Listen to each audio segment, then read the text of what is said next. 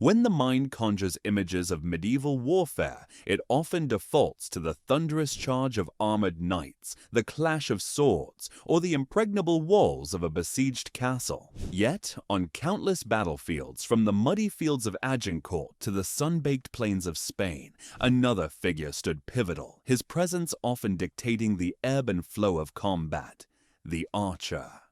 Wielding a weapon of deceptively simple elegance but immense power, the medieval archer was not the romanticized hero of ballads, but a man condemned to a life of unrelenting physical strain, psychological terror, and a pervasive, inescapable brutality that few other roles in medieval society could match. His existence was defined by the very arrow he drew, sharp, swift, and designed for devastating impact. This essay will delve into the harsh realities that made life as a medieval archer a relentlessly brutal experience, stripping away the myths to reveal a grim testament to human endurance and suffering. The brutality of an archer's life began not on the battlefield, but in childhood. Mastery of the formidable longbow, particularly, was not an acquired skill. It was a lifelong commitment, forged through years of arduous, painful training.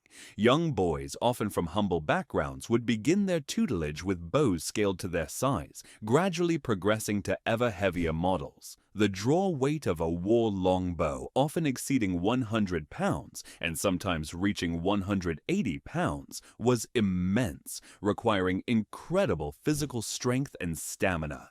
This was not merely about pulling a string, it was a full-body exertion, engaging muscles in the back, shoulders, arms, and core. Such repetitive, asymmetrical stress from a young age often led to skeletal deformities, bowed limbs, stooped shoulders, and telltale hypertrophy of specific muscle groups, leaving an archer physically distinct, even disfigured by his craft. Crossbowmen face different but equally strenuous demands, needing immense strength to span their powerful bows, often using mechanical aids like windlasses or goat's feet, which were slow and cumbersome, but still required significant effort. The physical toll of training alone was a precursor to a life of chronic pain and injury. Beyond the sheer physical demands of their weapon, the daily realities of medieval life compounded the archer's suffering. Unlike the mounted knight, who, despite his own dangers, might enjoy certain comforts, the archer was largely a foot soldier. This meant long, grueling marches across unforgiving terrain, through mud, snow, thick forests, and across rivers, often carrying not only his bow and quiver full of heavy arrows, but also what meager personal possessions he possessed. Rations were often scarce and of poor quality, leading to constant hunger and malnutrition. Hygiene was virtually non-existent, making disease rampant. Dysentery, camp fever, and other illnesses swept through armies like wildfire, claiming more lives than enemy swords. An archer who survived battle was still vulnerable to the invisible, pervasive brutality of disease, with limited access to effective medical care beyond rudimentary remedies. Their encampments were often unsanitary, exposed to the elements, offering little respite or comfort from the harsh realities of campaigning. On the battlefield, the archer occupied a unique and terrifying position. He was an offensive weapon, designed to unleash a storm of death from a distance. Yet, he was also acutely vulnerable. Unlike the heavily armored knight, an archer typically wore lighter protection, a leather jerkin, perhaps a padded gambeson, or at best a simple mail shirt.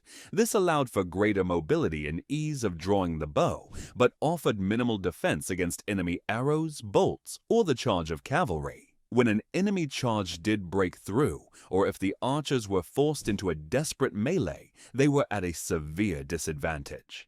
Their longbows were unwieldy in close quarters, forcing them to draw a short sword or a mallet, putting them in direct, often fatal contact with heavily armored and trained adversaries. The vulnerability was not just physical, it was psychological. The archer was often the first to engage, launching volleys into an advancing enemy, witnessing firsthand the horrific effects of their projectiles on human flesh, the screams, the collapses, the desperate struggles of the wounded. This constant exposure to the brutality they inflicted undoubtedly took a heavy toll on their mental well-being. The sheer volume of fire expected from an archer was itself a form of self-inflicted brutality. At Agincourt, for instance, English longbowmen were estimated to have loosed hundreds of thousands of arrows in a few hours. Each arrow represented a tremendous physical effort.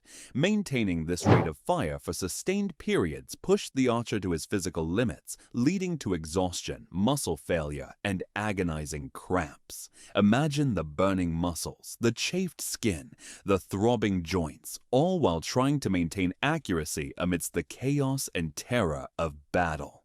The demand for arrows was insatiable, and while specialized fletchers supplied them, an archer might still need to retrieve his own from the field after a volley, a perilous task in the thick of combat. The longbow itself was a delicate instrument susceptible to moisture and damage, requiring constant maintenance even in the squalid conditions of a military campaign.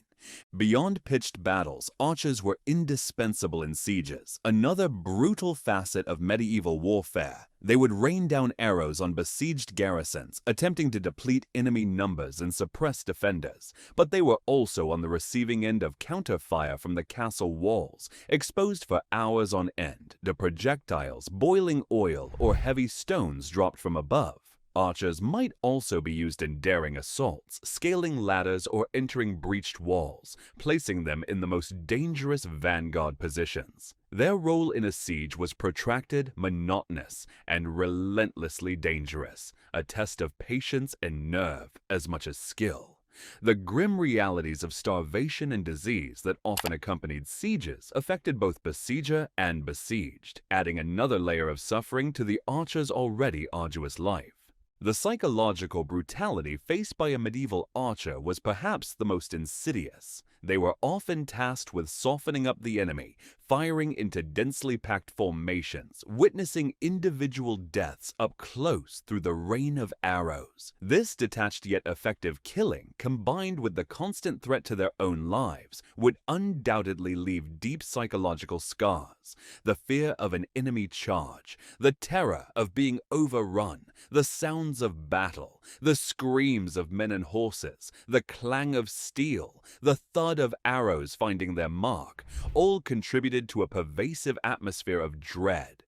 Post-traumatic stress, though not understood in medieval terms, would have been a common affliction. The archer was not simply a soldier. He was a living weapon, and the act of using that weapon exacted a profound price on his soul.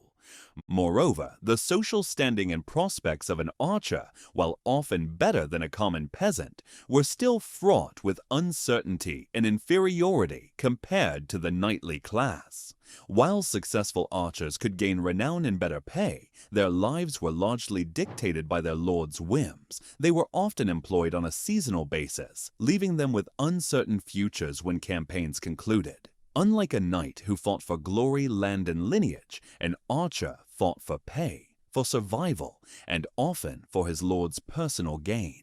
This distinction contributed to a sense of expendability, knowing that their lives were a resource to be spent, and their valor rarely translated into lasting societal elevation.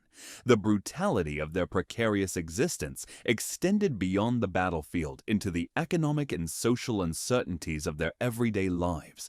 In conclusion, the life of a medieval archer was a crucible of unremitting brutality, a testament to the harsh realities of warfare before the age of gunpowder. From the grueling physical training that reshaped their very bodies to the relentless demands of their powerful weapons, the archer endured a daily struggle against pain and exhaustion. On the battlefield, their lighter armor and exposed positions placed them in constant peril, facing down terrifying charges and brutal melee. Beyond combat, they grappled with the pervasive threats of disease, starvation, and the sheer discomfort of ceaseless campaigning. The psychological toll of witnessing and inflicting mass casualties, coupled with the ever-present fear of a violent end, carved indelible marks on their minds. The medieval archer, often romanticized as a nimble, heroic figure, was in truth a hardened survivor of a brutal existence, his life a stark reminder that beneath the chivalric ideals of the age, warfare was a grim and unforgiving enterprise, often borne on the back of the very men who delivered its deadliest blows.